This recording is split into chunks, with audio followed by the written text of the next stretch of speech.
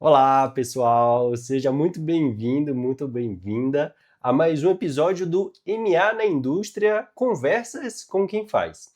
A ideia dessa série é a gente trazer ali, mostrar, né, como a manufatura aditiva está sendo utilizada na indústria, quais são suas aplicações e principalmente o ponto que a gente vai trazer hoje aqui nessa conversa é como a impressão 3D ela pode acelerar a inovação dentro das organizações, dentro das empresas.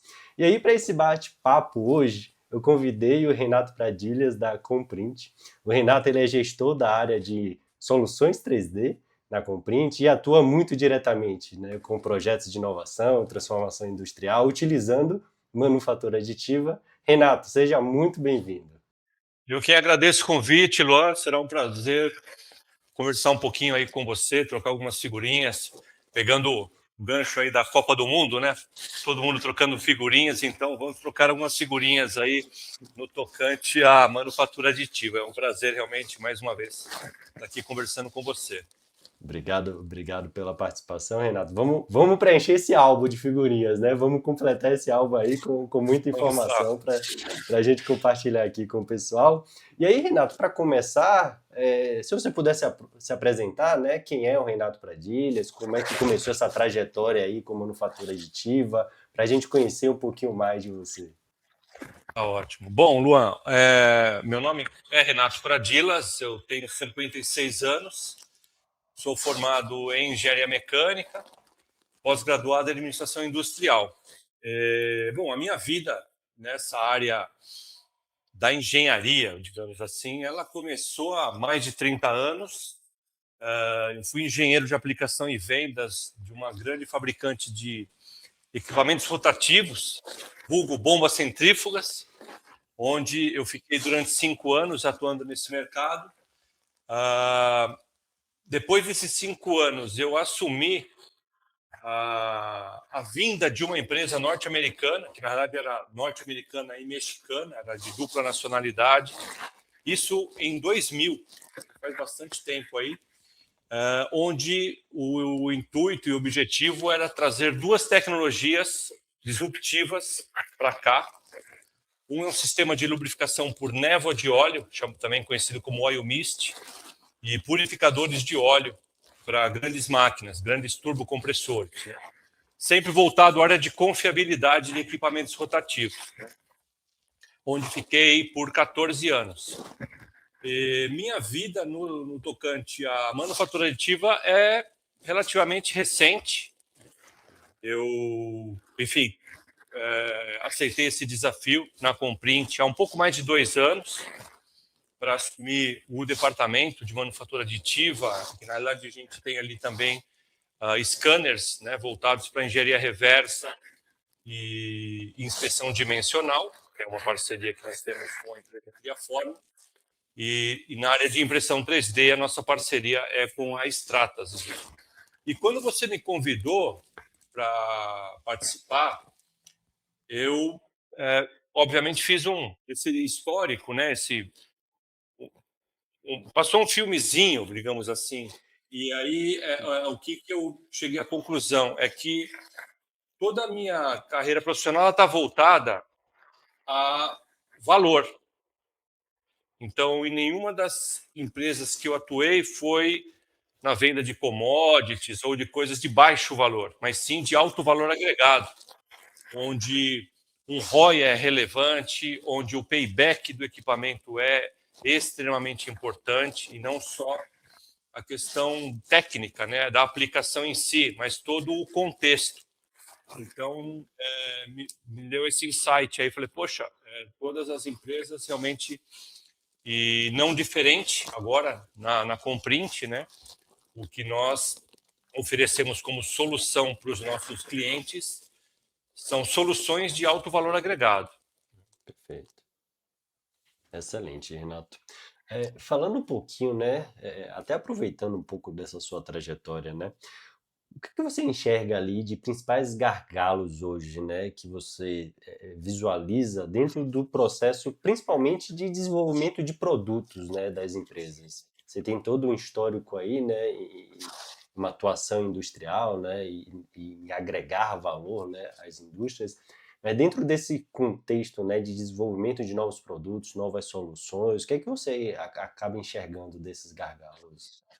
Tá. Eu acho que vou até te responder, Luan, de uma forma, não digo inusitada, mas um pouco diferente do que talvez você tenha ouvido de outros entrevistados, né? Aham. Um dos gargalos, e talvez seja aqui um grande desafio, é de um maior envolvimento de outros departamentos dentro das indústrias. Hoje eu vejo a manufatura aditiva. Quando a gente fala de manufatura aditiva, a gente normalmente o nosso elo de comunicação dentro das empresas está com o pessoal técnico. E eu vejo como um desafio hoje um maior envolvimento da gestão. Eu não quero aqui generalizar que isso aconteça em todas as empresas, mas no nosso dia a dia a gente percebe que é como se o pessoal do corpo técnico realmente estivesse puxando isso para dentro das empresas, né? E fazendo muita força, digamos assim, né? E falta, no meu entendimento, um envolvimento um pouco maior por parte da alta direção das empresas. Uhum.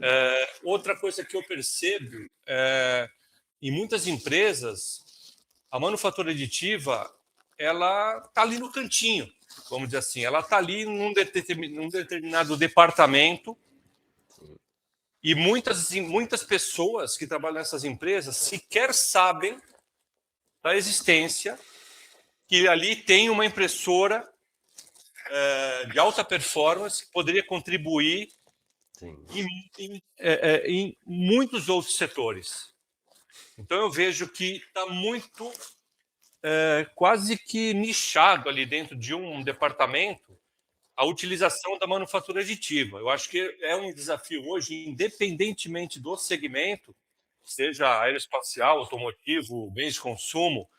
Eu vejo isso como um gargalo, né? Não estou nem pensando na questão do gargalo da manufatura dentro da empresa, mas realmente um envolvimento maior por parte da gestão das empresas e de amplificar, né? Ampliar as demandas e as aplicações dentro das indústrias.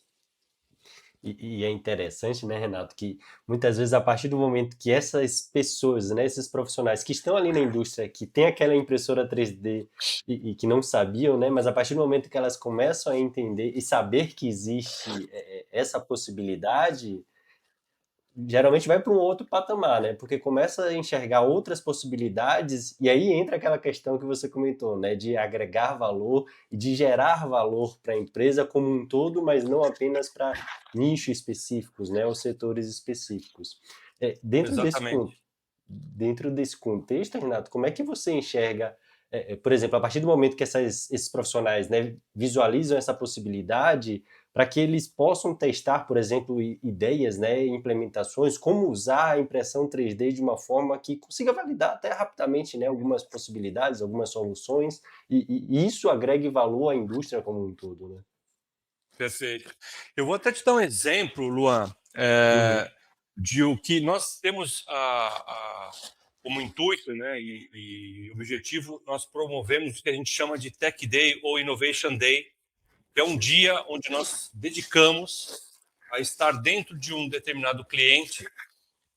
E óbvio que aí o que a gente quer, de alguma forma, no bom sentido da palavra, provocar o uhum, maior envolvimento por parte de vários setores dentro dessa indústria, além daquele que tem ali a impressora e que está no seu dia a dia e tal, né? E tem um exemplo que foi fantástico, onde tantas pessoas participaram que nós tivemos que dividir em dois turnos. Então, no primeiro turno participou uma parte da empresa uhum. e no outro turno a outra parte. E ao final desse exercício, nós fizemos uma dinâmica, né? E ao final do exercício, saíram 24, dentro de um plano de ação, saíram 24 ações que o departamento, né, que era responsável pela manufatura aditiva e pela impressora que eles têm, isso impactou de uma forma onde até o departamento de compra se envolveu. Ele falou, poxa, tem umas peças aqui que demora 90 dias para Tinha chegar esse e são desafio, né? peças e tal. E falou, será que a impressora dá conta disso também? Né? Então, até compra se envolveu. Isso eu achei hiper interessante. Né? E o impacto final desse trabalho foi que, dessas 24 ações, a impressora ela teve como resultado uma fila de impressão de 3 meses. Nossa. Então foram, assim, houve uma movimentação bastante grande, um envolvimento de vários outros departamentos. Né? Então, acho que isso, voltando na questão do gargalo, né, ou de um desafio, isso é o que eu vejo que é uma área enorme de oportunidade dentro das empresas, se promover o maior envolvimento de outros departamentos, onde cada um deles identifique possibilidades da utilização de uma impressora, porque é um equipamento de alto valor agregado e ele precisa realmente ter uma demanda que corresponda não só ao investimento, mas sim à amplificação. Hoje não tem só uma tecnologia de impressão. Né? Para dar um exemplo, nós que representamos a Stratas ela tem até então 5 soluções, 5 tecnologias de impressão 3D, está chegando uma sexta. Então, não se restringia àquela questão de FDM. Né? A FDM não vai dar... É como um médico, né? Ele não tem um medicamento para todas as enfermidades. Cada enfermidade tem a sua solução mais adequada. Eu vejo isso dentro da manufatura aditiva também. Cada tecnologia vai suprir uma determinada demanda com base em uma característica, em uma aplicação e uma exigência técnica. Né? E isso é legal que você está comentando, Renato, até porque a gente antigamente ouvia, né, muitas empresas, muitas pessoas sempre falando de manufatura aditiva não é para a peça final, é só para a prototipagem, né? E essa evolução, tanto das tecnologias, né, das impressoras 3D em si, mas também de material, de pós-processamento, acaba permitindo que a gente quebre aquela barreira, né, de que não é só para a prototipagem, e sim a gente possa avançar para produto final, para um ferramental que vai ajudar ali numa linha de produção, né, uma certa montagem de um operador, e que aí conecta, inclusive, com o que você estava falando, né, muitas vezes aquele setor ele não percebia que poderia, talvez, criar um ferramental que vai ajudar ele na montagem de componentes e que vai reduzir tempo, enfim. Então, a gente vê que são várias possibilidades e essas novas tecnologias, como você comentou, permite que realmente tenha esse avanço, né, Renato? Sem dúvida, sem dúvida. Claro, a prototipagem, eu vejo que ela também vem avançando, ou seja, mesmo no tocante à prototipagem, hoje não se fala mais em prototipagem simples, mas realmente prototipagem com uma exigência de materiais de alta performance, né? Passando por dispositivos, ferramental para apoio às indústrias, né, no dia a dia e tudo mais. E dentro dessa questão, a gente passa pelo DFAM, né, o Design for Additive Manufacturing e tal, até realmente peças finais, né, que hoje ainda talvez exista aí um paradigma no tocante a peças finais. Né, porque imagine você, e isso é o nosso dia a dia, quando a gente pensa em peças finais, eu quero injetar 1 milhão de peças, ok. Nós não estamos aqui querendo substituir a manufatura convencional de uma injeção de plástico, por exemplo. Agora, o desafio está quando você tem uma quantidade onde um molde de injeção plástica se torna inviável, financeiramente falando. Né? Em pequenos, médios lotes de peças, onde você tem hoje tecnologias que te entregam peças com acabamento de peça injetada, né? Com uma gama de materiais biocompatíveis, ou food grade, ou para você colocar. Hoje nós temos clientes que colocam peças impressas em 3D dentro de aeronaves. Então a gente não está mais falando de prototipagem. Nós estamos falando realmente de aplicações reais seja no segmento, como eu comentei, aeroespacial, automotivo, bens de consumo, fabricantes de alimentos, por exemplo, né? Uhum. Vai muito além do que é a prototipagem. Claro, ela é parte integrante do contexto, está e nunca sairá do contexto da manufatura aditiva, mas eu entendo Sim. que ao longo dos anos, tanto como você mesmo disse, a questão de tecnologias e também de materiais evoluiu muito, evoluiu bastante, né? Sim, sim. E pensando nesse foco, né, de peças finais, produtos finais, a gente sabe que para chegar no produto final tem todo um processo de desenvolvimento de produtos, né? Então, MVPs, validações, lote piloto, etc. Como é que você enxerga, Renato, que a manufatura aditiva, né, a impressão 3D, ela auxilia nessa questão de desenvolvimento de produto, principalmente ali na redução do tempo, né? Conseguindo ter iterações mais rápidas, ciclos mais rápidos de desenvolvimento. Como é que você enxerga isso, principalmente conversando, né, com indústrias dos mais diversos setores que vocês acabam atuando? Perfeito. Hoje, Luan, já faz parte aí do nosso dia a dia, dentro de todas as etapas, né, que a gente, dentro do nosso CRM, por exemplo, Uhum. é nosso arroz com feijão. Hoje a gente falar no dia a dia ali em ROI e payback. Então, Uhum. não é só atender tecnicamente, mas viabilizar financeiramente um projeto. E Uhum. não, e aí a gente envolve exatamente a questão de tempos de produção. Então, vamos comparar quanto seria para produzir até mesmo um protótipo, peça final, né, na manufatura Uhum. convencional, comparando com a manufatura aditiva, né? Sim. E os custos, né? Então, tempos de produção, custos de produção. Então, para mencionar um exemplo aí de um cliente nosso, Uhum. na questão de prototipagem, para ele gerar um protótipo artesanalmente, né, leva 30, 45 dias, Nossa. de uma forma bastante braçal, né? Uhum. E se não validou, você vai começar de novo e são mais 30 dias.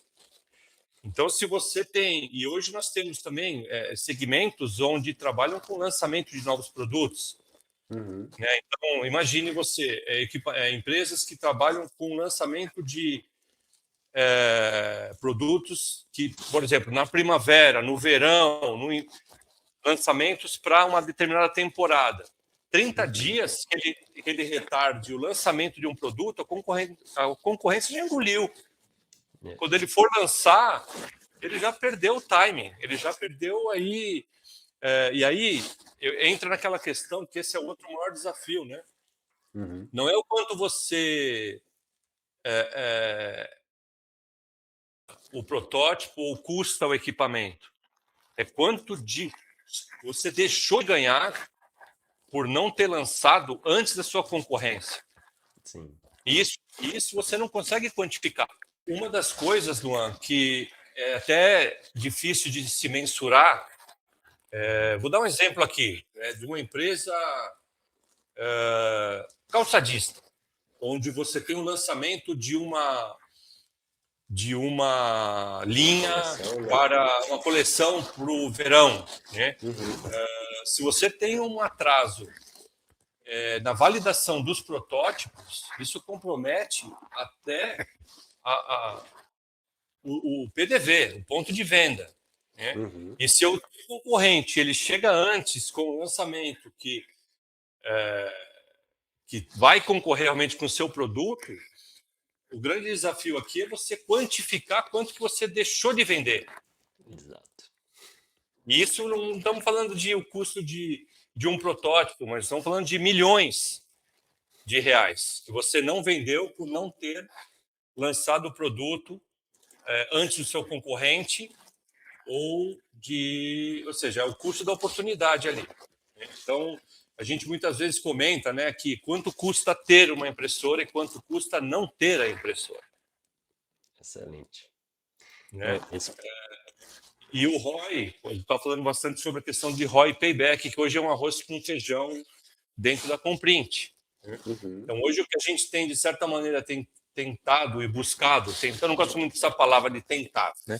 É o buscar sensibilizar os clientes. Olha, a cada um mês que você não decide investir na compra dessa tecnologia, você está perdendo X mil reais por mês, né? Muito bom.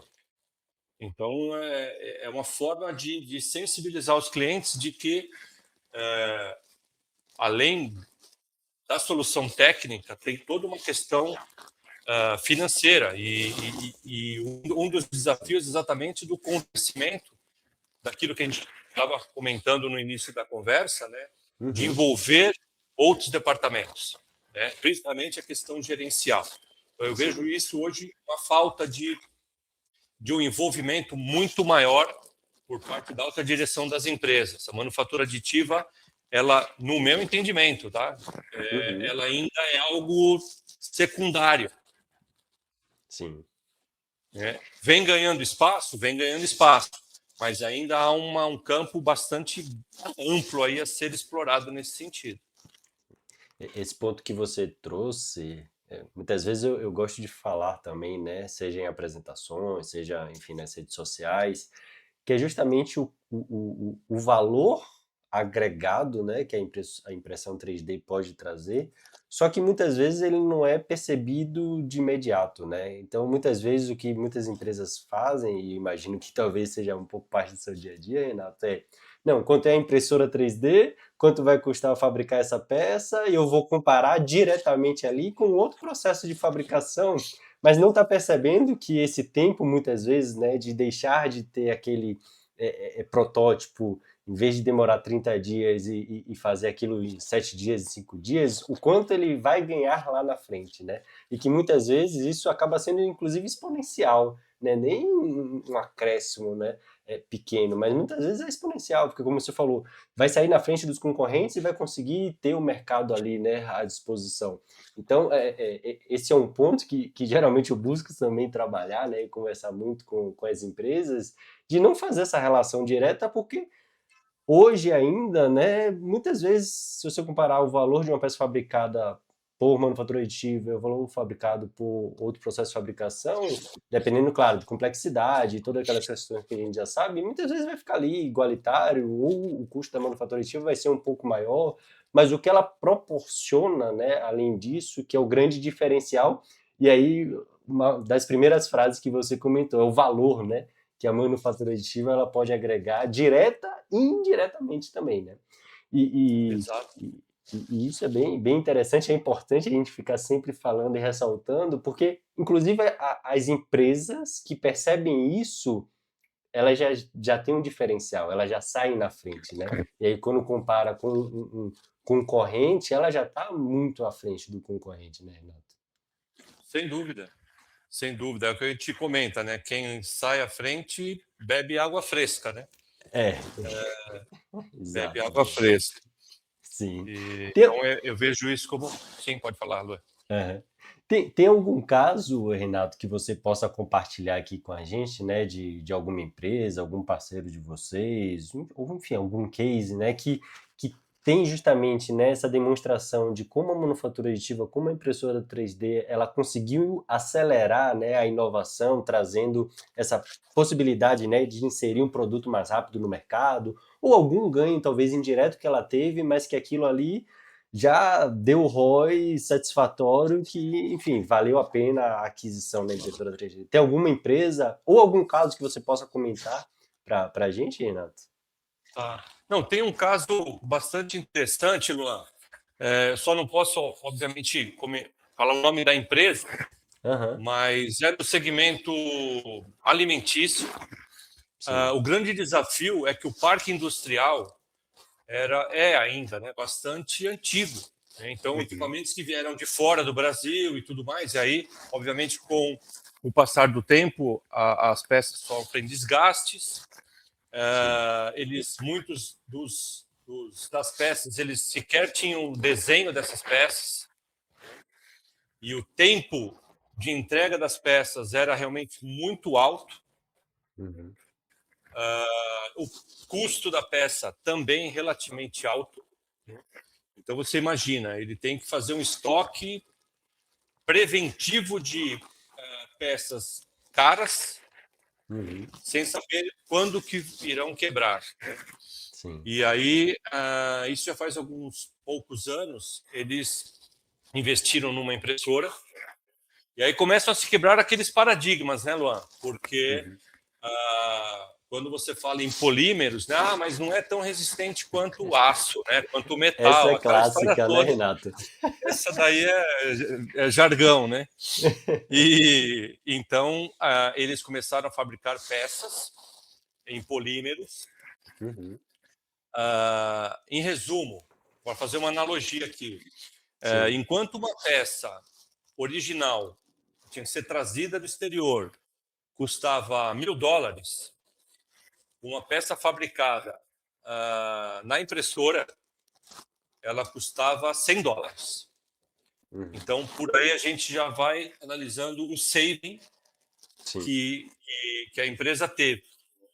Esse saving, até a última vez que a gente conversou com eles, Luan, ultrapassava 5 milhões. Nossa. Nesse ínterim, eles compraram uma outra impressora, investiram na compra de um scanner, porque a engenharia reversa para eles faz total sentido, porque Sim. eles precisam do desenho das peças, então eles fazem o escaneamento e a engenharia reversa, né? E tem hoje eles têm um estoque virtual. Então eu não preciso investir milhares de dólares em estoque de peças, e tem a logística, tem todo um contexto, mas sim um estoque virtual. Então, olha, quebrou a peça, já vou logo imprimir duas, uma já vai para a máquina, a outra eu até deixo aqui em stand-by. Então, esse é um caso, entre outros, que eu poderia estar mencionando, que foi um saving assim, absurdo. Isso voltado à área de apoio à fábrica, digamos assim. Sim. Hoje a gente está trabalhando com numa outra oportunidade, já pensando em peças para uso final. Estamos exatamente no contexto da elaboração de ROI Payback. E com poucas peças, hoje a gente está chegando num payback de 1 ano. Nossa, muito rápido. Então é aqui onde eu comento que é importante o envolvimento maior do pessoal da alta direção da empresa. Porque às vezes o que acaba acontecendo? Às vezes demora para chegar até eles. Sim. Então, fala assim, poxa, até levar todo o processo. Olha, se vocês tivessem comprado esse equipamento, investido nesse equipamento, lá, quando nós entregamos para vocês o relatório de payback ROI, Sim. vocês estão discutindo se vocês vão adquirir o equipamento. Só que se vocês tivessem decidido lá naquele momento, o equipamento hoje já estaria pago. Já teria alcançado ali o payback, né, Renato? Então, o break-even já teria sido alcançado ali. Então, Sim. esse eu vejo que tem melhorado, mas essa dinâmica, né, essa velocidade para tomada de decisão baseado em números, acho que é isso que precisa ser feito, né, que é a decisão baseada em números, em payback, em ROI, em realmente Sim. investir em valor, né? Vem melhorando, mas ainda é um desafio aí dentro das empresas, né? Sim, com certeza. E trazer exemplos e cases, né, eu acho que são super importantes, né, porque muitas vezes não é diretamente ligada à área daquele profissional que atua, mas ele consegue enxergar aquela aplicação para a atuação dele, né, no dia a dia. A gente costuma trabalhar muito, né, com essa questão de difusão de cases de sucesso, né, das mais diversas áreas, com as mais diversas tecnologias, para que realmente possa ter essa visualização, né, a nível técnico, mas que dentro disso também seja apresentado ali em quanto tempo, por exemplo, teve aquele retorno do investimento, em quanto tempo Sim. realmente aquele investimento foi pago e agora está ali sendo trabalhado para outras aplicações, né, Renato? E Sem dúvida. dentro dos principais setores, né, que vocês acabam atuando. Você comentou aí um pouco do setor alimentício, comentou um pouco do setor aeroespacial ali, né? Quais são os outros setores que você vê, principalmente aqui no Brasil, Renato, que a gente está conseguindo cada vez mais, né, levar a manufatura aditiva e que tem ali um retorno de aceitação e de utilização, né, da manufatura aditiva nessas indústrias? Perfeito. Luan, um segmento que até, eu diria que até cultural, né? Porque envolve empresas multinacionais e tal. A automotiva, eu entendo que ela está bastante avançada, vem utilizando, já é ou seja, já está no vocabulário, né? Dentro das indústrias automotivas, a manufatura aditiva. Isso a gente Aqui vê no de uma. Brasil, Renato, você vê muita automotiva, não como peça final, mas principalmente como ferramental ali para produção. Geralmente você vê qual aplicação ali em automotiva. A gente verifica. Aqui, automotiva, Luan, eu estou enquadrando um pouco mais do que somente veículos, automotores. Sim. Estou introduzindo aqui também, por exemplo, caminhões e ônibus. Tá? Eu estou colocando Ah, tudo dentro do perfeito. mesmo, vamos dizer assim, tudo no mesmo balaio. Tá? Sim, Tudo dentro do sim. mesmo balaio ali: carros, caminhões e ônibus. Uhum, Então, sim. prototipagem e dispositivos para apoio à fábrica, né? jigs, ferramental, Sim, sim. peças finais. Aí eu ainda vejo com pouca utilização, mas há uma Uhum, área bastante grande de oportunidades, né? sim.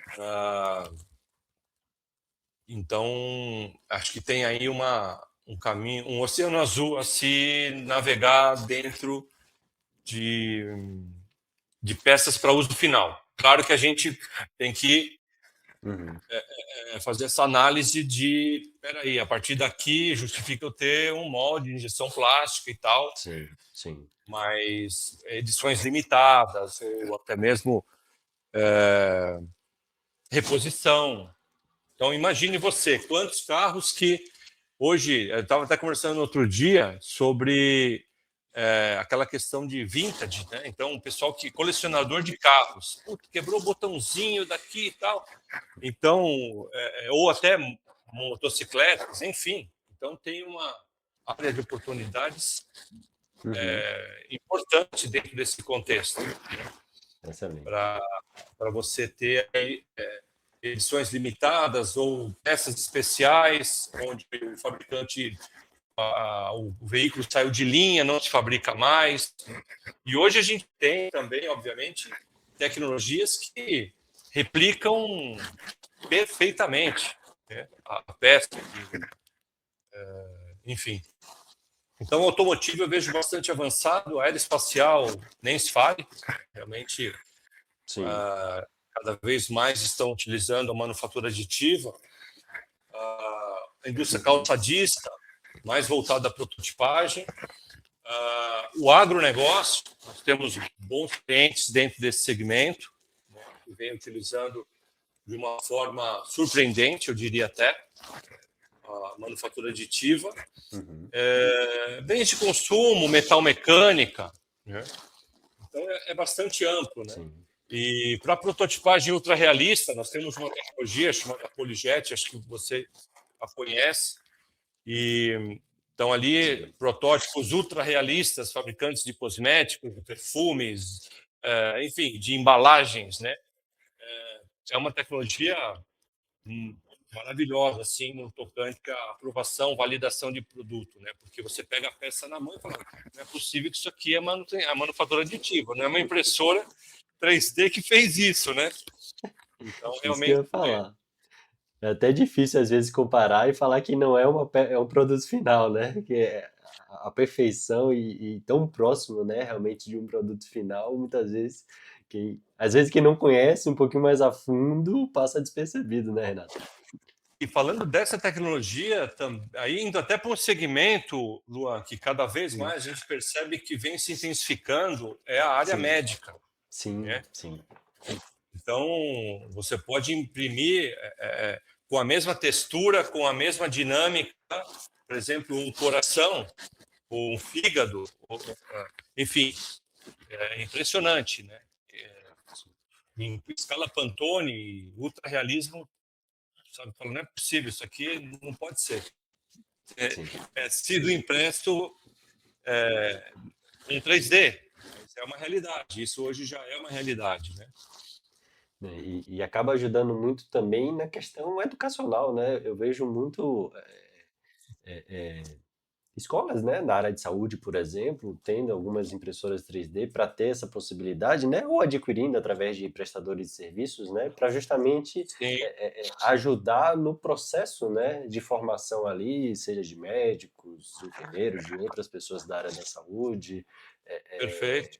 É um aspecto bem interessante porque traz uma realidade, um grau de realismo, né, muito próximo, né, Renato, do que a gente acaba imaginando. Agora até me fez lembrar, Lu, vale a pena até eu comentar sobre esse case. Uhum, No ano passado, nós entregamos uma impressora para uma entidade onde o que eles fazem? Olha que interessante isso. Né? sim. São pessoas que, por alguma questão de tumor, para dar este exemplo específico, tá?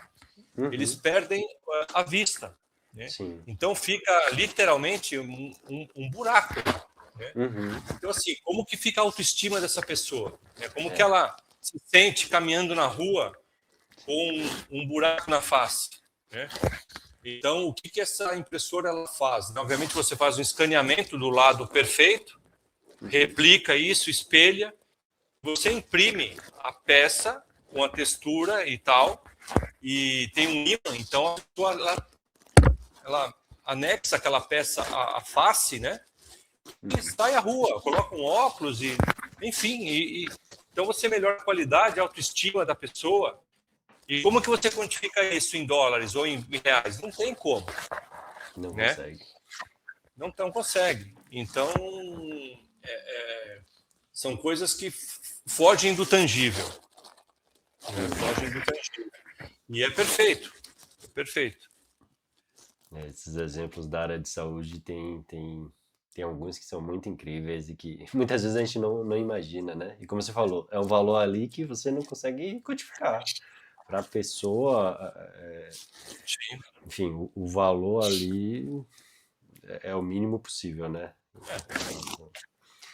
Uma O, simulação de uma cirurgia, quando você faz um sim, protótipo da área de medicina, se o médico, o cirurgião, no momento da cirurgia, ele falha, uhum. quanto custa uma vida? Né? Então, vai muito além do quanto custa a impressora. Né? Sim. Então, E eu nessa já vi área, alguns cases aqui no Brasil, né, sobre essa questão de planejamento cirúrgico, né? Então, principalmente para casos mais complexos ali, em que consegue realmente, né, imprimir a situação para conseguir fazer o planejamento e entender qual o ferramental mais adequado para a cirurgia e reduzir os riscos, né, de um processo cirúrgico complexo. Eu já vi alguns cases que são, assim, fantásticos, fantásticos mesmo. sem dúvida, Ren- Léo. Renato, com base na sua experiência, né, que você vem aí junto com a Comprint, né, com diversas empresas, nos mais diversos setores, em geral, acho que a gente já falou um pouquinho sobre isso, né, mas em geral, quais são ali os principais erros, né, os erros mais comuns das empresas que buscam iniciar a jornada com impressoras 3D, né, principalmente a nível industrial, e que muitas vezes a gente tem que parar e, ó, não, vamos pensar um pouco aqui que na verdade esse caminho aqui pode ser pode agregar mais valor, né? A gente já conversou aqui um pouco sobre a questão de outros setores das empresas precisarem conhecer, né? Que existe a manufatura aditiva, que muitas vezes existe já a impressora 3D na indústria, onde eles trabalham, mas que não utilizam. Mas além desse, você vê outros erros ali que são comuns com base nessas empresas, né, que vocês vêm conversando. A gente geralmente vê, né, o pessoal querer fazer uma simples copia e cola, né? Eu faço isso por usinagem, vou fazer agora por impressão 3D, ou não vou fazer um DIFAM. Em geral, quais são os principais erros que você acaba vendo, Renato, nessa É, trajetória? Eu vou só mudar a palavra erro, Luan, por uma oportunidade de melhoria no processo. Ótimo. Porque o que acontece? Cada pessoa ela tem a sua dor dentro da planta. Né? Então ela enxerga aquela peça que, pô, se eu tivesse a manufatura aditiva aqui para ajudar, isso aqui me ajudaria em X.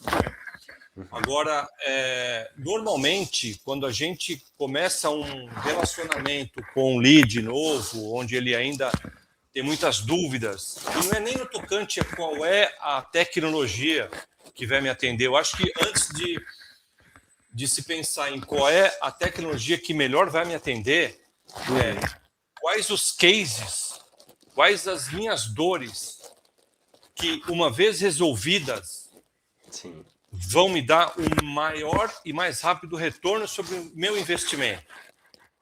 Perfeito. Ou seja, porque muitas vezes, Luan, por ser algo que em algumas empresas, eu estou ainda pensando em empresas que ainda não têm a manufatura aditiva dentro das suas plantas. Tá? Teoricamente, eu vou ser até um pouco extremo no que eu vou dizer, mas eles não têm uma segunda chance para errar. Ou seja, não, vamos comprar uma impressora e tal, vai me resolver essa dor e tal. E aí resolve aquela dor e não é incomum no mundo da manufatura aditiva, eu não estou falando só de comprint ou de extratas, eu acho que no geral. Você vê uma impressora encostadinha ali com pouca demanda. Mais comum do que a gente imagina. Então, a assertividade em si, escolher as aplicações que vão resolver dores grandes no sentido tanto técnico como de retorno sobre investimento, é o que faz com que essas empresas continuem investindo em manufatura aditiva. Então, a primeira experiência, tendo um ROI atrativo, tendo um payback curto, rápido, faz com que as pessoas de ordem técnica elas consigam ter um nível de convencimento. É mais fácil o diálogo quando eu falo assim, olha, eu preciso agora de uma outra impressora aqui porque tem uma outra dor, tem um outro problema que eu preciso resolver. E essa, até como eu comentei, não tem um remédio para todas as enfermidades. Então, agora eu preciso de uma outra tecnologia para resolver uma outra dor.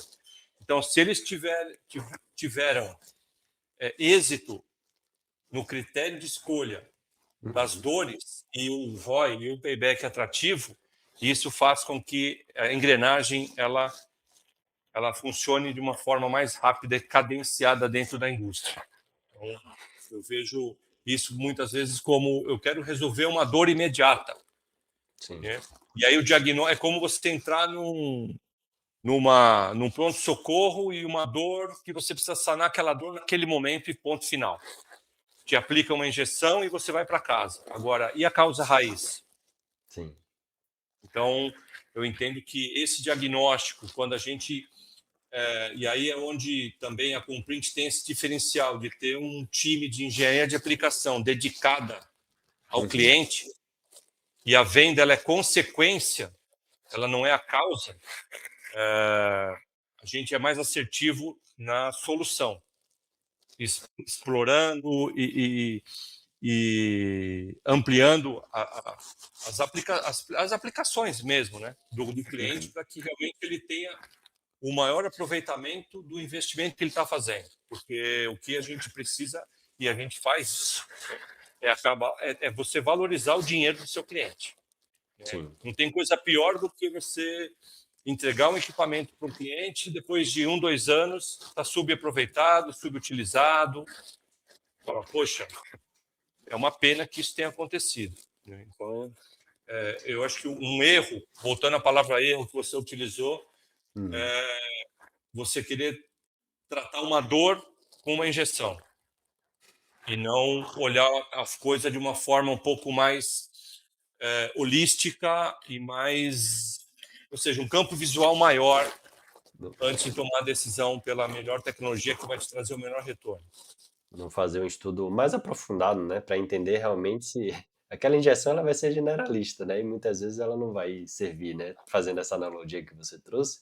Mas se fosse uma injeção específica para aquela dor, né, iria resolver de uma forma bem adequada e acaba sendo muito comum, infelizmente, né, Renato, a gente conversar com algumas empresas, falar, ah, não, eu já comprei uma impressora 3D, isso não serve para mim, e aí vem aquela questão, né, do bloqueio, né, de, ah, não, é só para protótipo, ou então, não, peça polimérica não tem resistência, né, e aí eu não vou conseguir utilizar, então, eu acho que você já deve ter visto algumas empresas, né, que justamente tem aquela impressora parada ali e cria um bloqueio de que a tecnologia não serve, né? Não, e aí tem uma coisa pior ainda, Luan, dentro do que você falou, que é aquele que investe na impressora por preço. Então, a tomada da decisão é pelo preço de aquisição do equipamento. Sim. Aí a máquina está lá parada, você, pô, mas... Aí ele fala, pô, ainda bem que você veio aqui, cara. Vocês não fazem manutenção nesse equipamento? Porque o fabricante, cara, eu tô com uma dificuldade, ele não me retorna, ele não liga, o cara tá lá na China e... Então, fala, poxa, porque é a visão de curto prazo. Sim, Né? sim. Então, aí é um erro de ter uma visão de curto prazo, comprar um equipamento por preço, e depois ele não tem o pós-venda, não tem a prestação de serviço local no Brasil e tal. Então, isso a gente vê com bastante frequência, ou seja, investimentos com visão de curto prazo, visando preço mais barato, o que é mais barato eu compro, e depois a máquina fica parada porque quebrou a peça e ele não sabe nem como encontrar o fabricante ou, enfim, tem dificuldade em ter a reposição dessa peça ou o profissional ali para diagnosticar qual é a falha. Né? Isso é mais comum do que nós imaginamos. Cara. E chega a ser até contraditório, né? Porque um dos benefícios da manufatura aditiva é justamente a gente ter esse lead time mais reduzido, né? Você não conseguir, não precisar esperar 6 meses para uma peça chegar, mas se não tem realmente esse suporte e essa visão de médio e longo prazo, né? Isso acontece e, como eu comentei, acaba bloqueando a percepção e trazendo a percepção de que a impressão 3D e manufatura aditiva não serve, né? Então isso acaba Sem dúvida. Criando os bloqueios que depois a gente precisa trabalhar ali para tirar esses bloqueios, né? Exatamente. É os traumas, né? Acabam ficando alguns traumas. Sim. Não, bacana. Renato, para a gente avançar aqui, né, pro encerramento desse bate-papo, por nós a gente ficava aqui horas e horas, né? Mas para a Papo que a gente, gente gosta. a gente fica horas sem nem ver o tempo passar. Para a gente encerrar, eu vou fazer aqui algumas perguntas rápidas, 5 perguntinhas rápidas aqui, com base na sua experiência, né, ouvir um pouquinho de você também.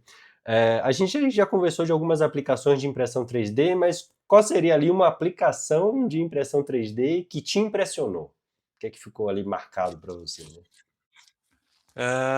Realmente, falando da tecnologia, a tecnologia de impressão PeliJet, que gera peças ultra realistas em Pantone, com uma combinação enorme de cores, e não só de cores, como de texturas. Aquilo, para mim, é assim, fala, isso aqui é estado da arte, né? Porque você fala, pô, mas como foi impressa? E todo mundo pega a peça, mas isso aqui foi impressa de uma única vez, não tem... Né? Essa é uma das situações, né? A outra também, Luan, a tecnologia de impressão por pó, de nylon ou pó de propileno, onde a peça não tem montagem, ou seja, você pega uma peça e fala como que isso foi impresso sem montagem posterior, né? Ou seja, é fantástico também. Tem pessoas que, principalmente nas feiras que nós participamos, né, as pessoas ficam boquiabertas, né, em ver, não é possível que isso aqui não tem montagem, né? Que magia é essa, né? E tal. Que magia é essa, exatamente. Então, assim, são situações, né, de tecnologias que entregam resultados que impressionam, realmente impressionam. Bacana. Muito bom. Um mito sobre impressão 3D que precisa acabar. Acho que talvez a gente já falou um pouquinho também, né? Mas queria ouvir de você. A gente até brinca com isso, Luan, Aham. E nas feiras, né, a gente tem algumas peças fabricadas em nylon com fibra de carbono. Hum. E a gente fala o seguinte: olha, se você conseguir quebrar essa peça com a força da sua mão, não vai pegar uma marreta, mas Uhum. você ganha a impressora. A gente brinca assim com eles, né? Devem Para fazer fila, quebrar, né, aquelas filas dos desafios, né. para quebrar esse paradigma de que, ah, não, o Sim. metal é resistente. A gente, obviamente, sabe que tem situações onde o metal vai ter uma resistência maior. Isso Uhum. é inegável, né? Sim. Mas esse é um paradigma que vem sendo quebrado. Ou seja, a gente tem materiais aí de alta performance que respondem bastante bem à resistência mecânica, à resistência a impacto e tudo mais, Uhum. né? Não, perfeito. E isso vem evoluindo, né? A questão de materiais. Aqui a gente não está nem falando do hardware, mas sim de Uhum. materiais que também vem avançando de uma forma assombrosa, né? Excelente. Uma habilidade importante para profissionais que trabalham com impressão 3D. O que é que você enxerga de habilidade importante? Uma habilidade, eh, eu diria que é mais comportamental do que uma habilidade, Luan. Sim. Eh, Mente aberta, porque para a manufatura aditiva, as suas devidas proporções do que eu vou te falar, mas Uhum. é quase que o céu é o limite. Né? Sim. Ou seja, a gente vê, principalmente quando a gente está falando de DIFAM, Uhum. né? Você quebra todas os padrões, né? Todos são muitos, mas vamos lá, muitos padrões Sim. que com a manufatura convencional você não conseguiria reproduzir aquela peça Hum. quando você utiliza DIFAM. E o mais impressionante é que você consegue, em muito pouco tempo, utilizando DIFAM, modificar. Então, se você não conseguiu validar, não validou, ok. O que você quer alterar aqui no desenho? Altera-se, aperta o botão e no dia seguinte você tem a outra peça ali. Então, você tem essa agilidade de tempo, que isso, a manufatura convencional, ela fica um pouco a desejar. Né? Muito bom. O Essa visão realmente de mente aberta, só fazendo um parêntese aqui, né, é super importante, né, porque principalmente ali quem trabalha ou quem trabalhou há muito tempo com outros processos de fabricação, né, eu fiz curso técnico de usinagem, então a gente tinha uma visão ali das restrições mesmo da tecnologia e do processo, né, e perceber que isso pode ser um grande diferencial a partir do momento que você usa a manufatura aditiva, que você pode ter essa liberdade maior, né, é fundamental ter essa mente aberta para que possa pensar em outras possibilidades, possa pensar em como realmente a manufatura aditiva vai agregar valor, né? E aí entra naquela questão de, pô, você está pegando uma peça que vai ser usinada e vai colocar numa impressora 3D, mantendo toda aquela massa? Será que é necessário ter toda aquela massa daquela peça, ou ter aquela configuração? Então, gostei muito quando você fala de ter mente aberta, porque realmente precisa para explorar todo o potencial que a manufatura aditiva pode trazer, né? Perfeito. Excelente. Uma previsão para os próximos 5 anos. O que é que você enxerga da manufatura aditiva? Principalmente aqui no Brasil, né? A gente vê que vem evoluindo, né, Renato? Mas o que é que você tem aí de expectativa? O que é que você imagina para os próximos 5 anos? Bom, apesar do meu pouco tempo na área, Luan, eu estou há menos Uhum. de 3 anos no segmento da manufatura aditiva, mas o que eu tenho observado nesse pouco tempo é mudanças significativas. Né? Uhum. Em que aspecto? No aspecto corporativo, ou seja, empresas com uma movimentação de aquisições, de fusões Sim. de empresas, né, que obviamente que acontecem lá fora, mas que acabam impactando aqui no Uhum. Brasil, porque temos que ser transparentes, né?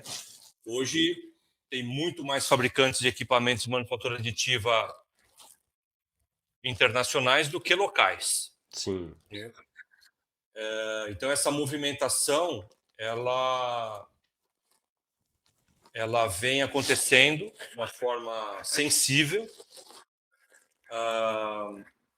isso abrem-se oportunidades para ampliação de soluções, porque tem soluções que muitas vezes estão lá fora e com essas aquisições e essas fusões, a gente começa a ter um portfólio maior de tecnologias para poder oferecer para os nossos clientes aqui no Brasil.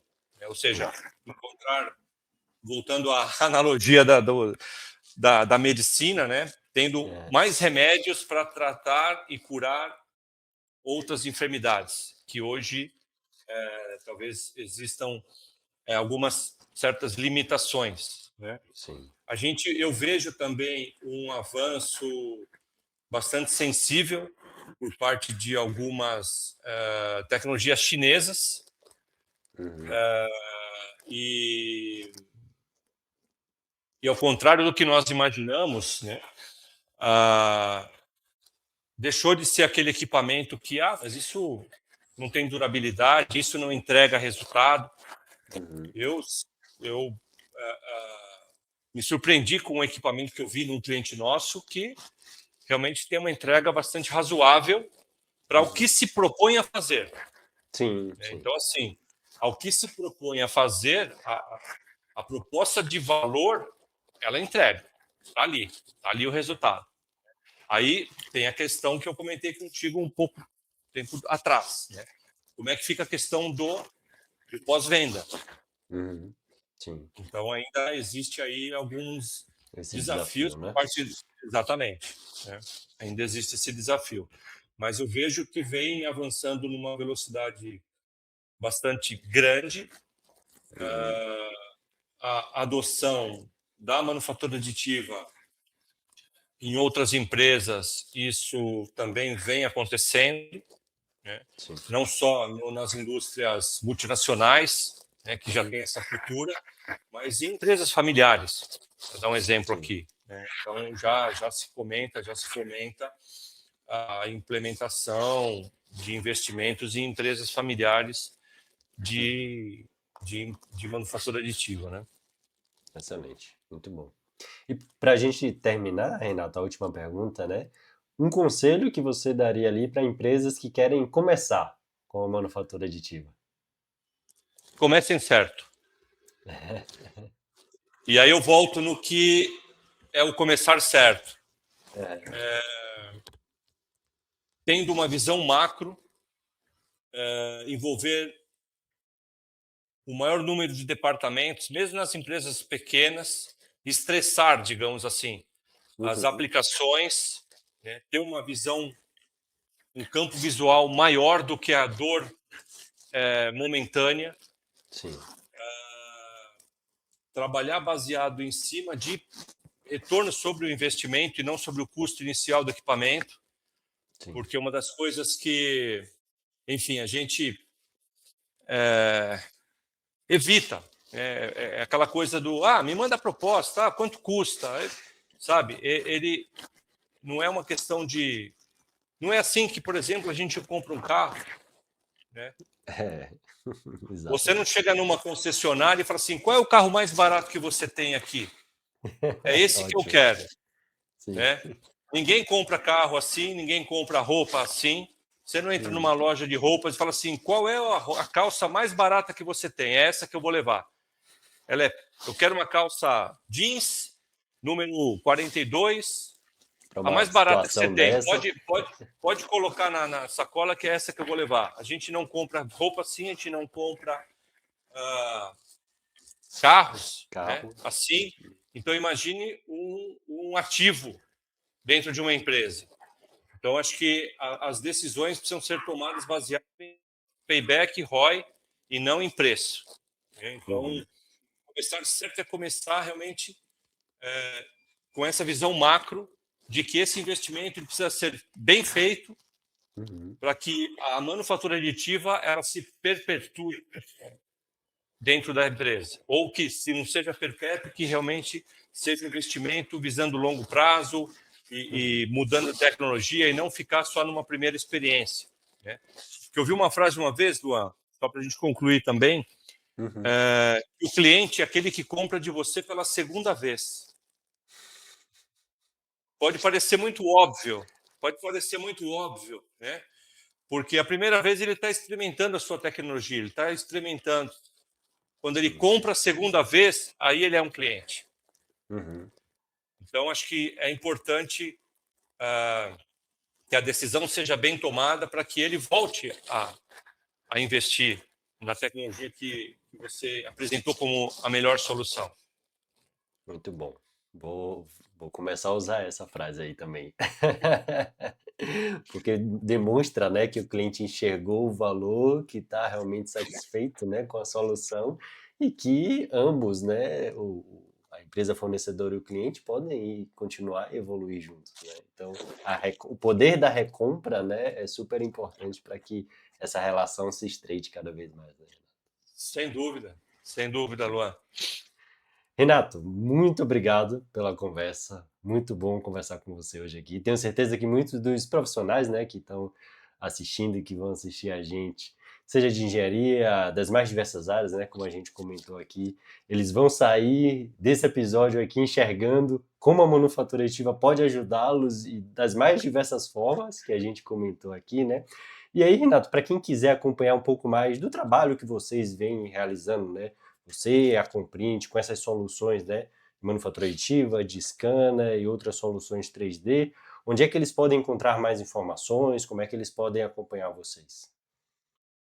Bom, acho que a forma mais rápida e prática, Luan, é no nosso site, né, que é o Uhum, comprint.com.br, na nossa página do LinkedIn também, que é Comprint, né? E nesses meios, né, nessas mídias, a gente tem lá o campo para dúvidas e tudo mais. Nós temos o corpo, como eu comentei, de engenharia de aplicação, o time, para realmente identificar a melhor solução. Temos, obviamente, as pessoas do departamento comercial que fazem esse primeiro atendimento. E a uhum. gente fica totalmente à disposição. E, obviamente, foi um prazer enorme aqui passar esses minutos contigo aqui, batendo esse papo. Excelente, Renato. Muito obrigado. E para você que assistiu até aqui, não esquece de curtir esse vídeo, compartilhar, comentar e quem quiser tirar dúvidas também com o Renato e o pessoal da Comprint que pode ajudar vocês. Muito obrigado e até o próximo episódio.